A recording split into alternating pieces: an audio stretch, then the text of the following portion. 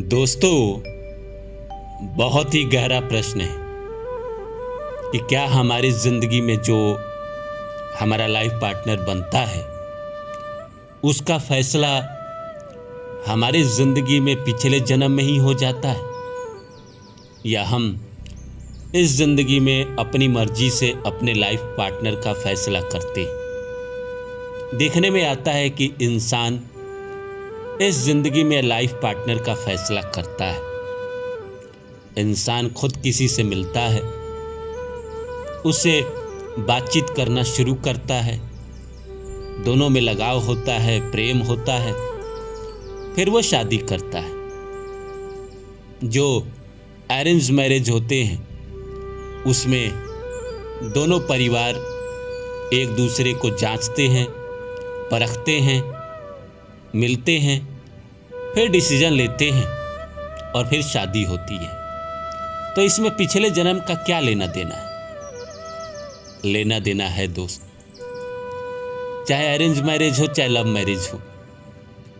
इस दुनिया में 8 अरब की आबादी है। अगर आधा भी मान के चले तो 4 अरब पुरुष, 4 अरब कहीं ना कहीं स्त्री इस दुनिया में है। एक पुरुष आपके जीवन में आता है, एक स्त्री आपकी जिंदगी में आती है। तो क्या 4 अरब में एक वही आपको अच्छा लगा? क्या कारण है कि वही आपको अच्छा लगा या उसी से आपकी शादी हुई? इस वीडियो में हम इस पे विस्तार से बात करेंगे। तो आप लोग मेरे साथ अंत तक बने रहिए और मेरे चैनल रानू बाबू स्पिरिचुअल को सब्सक्राइब कर दीजिए। तो आइए शुरू करते हैं। दोस्तों, हमारा जो भी पार्टनर होता है जिससे हमारी शादी होती है, वो कहीं ना कहीं हमारे लिए पिछले जन्म में ही तय कर दिया जाता है कि अगले जीवन में हमारा यही लाइफ पार्टनर होगा। और ये कैसे तय किया जाता है? तय ऐसे किया जाता है कि मान लीजिए मेरी कोई दोस्त है या आपकी कोई दोस्त है जिसके लिए आप बहुत करते हैं या वो आपके लिए बहुत करता है। पुरुष में भी एक दूसरे की मदद करते हैं, लेकिन पुरुष स्त्री भी दोस्त होते हैं और एक दूसरे की मदद करते रहते हैं। अब मान लीजिए एक लड़की जिसको मैंने इस ज़िंदगी में अपने उम्र के 20 साल से लेकर 70 साल तक उसकी मदद करते रहे। जब भी उसको कभी ज़रूरत होती मैं जाता, उसकी मदद करता, या कभी वो कॉल करती और हमसे मदद मांगती, मैं मदद करता।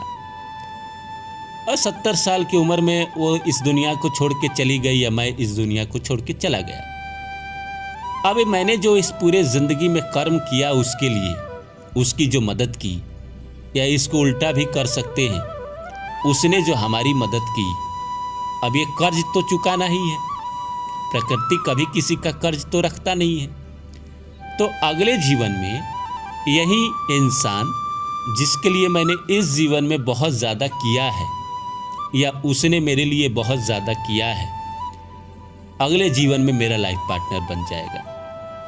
अब लाइफ पार्टनर बनेगा तो मुझे उसके लिए करना पड़ेगा। इस ज़िंदगी में अगर उसने मेरे लिए किया है तो मुझे अगले जीवन में उसको करना पड़ेगा, और मैंने उसके लिए इस जीवन में किया है तो अगले जीवन में उसको मेरे लिए करना पड़ेगा। यही कारण है कि लाइफ पार्टनर तो पिछले जन्म में ही तय हो जाता है। इंसान का जिससे कर्म बाकी रहता है वो आपका लाइफ पार्टनर बनता है। ठीक इसी तरह प्यार में भी होता है।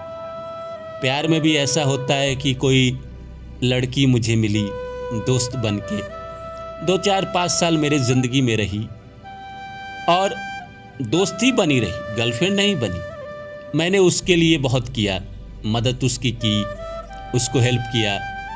अब अगले जीवन में उसको कर्म तो चुकाना है, तो या तो वो दोस्त बन के मेरे जीवन में आके अपना कर्म चुका देगी, या फिर गर्लफ्रेंड बन के उतने ही दिन 5 साल 7 साल जितना मेरा इस जीवन में उसके प्रति कर्म बाकी है, अगले जीवन में वो मेरी गर्लफ्रेंड बन के उतना ही दिन मेरी ज़िंदगी में रहेगी और मेरा कर्ज चुकाएगी और फिर इस दुनिया से चली जाएगी या मेरे जीवन से चली जाएगी, इस दुनिया से जाए या ना जाए मेरे जीवन से चली जाएगी। यही कर्म का चक्र इंसान के ज़िंदगी में चलते रहता है।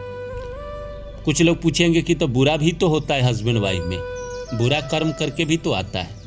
जैसे मैंने किसी के लिए किया तो बुरा भी तो कर सकता है इंसान।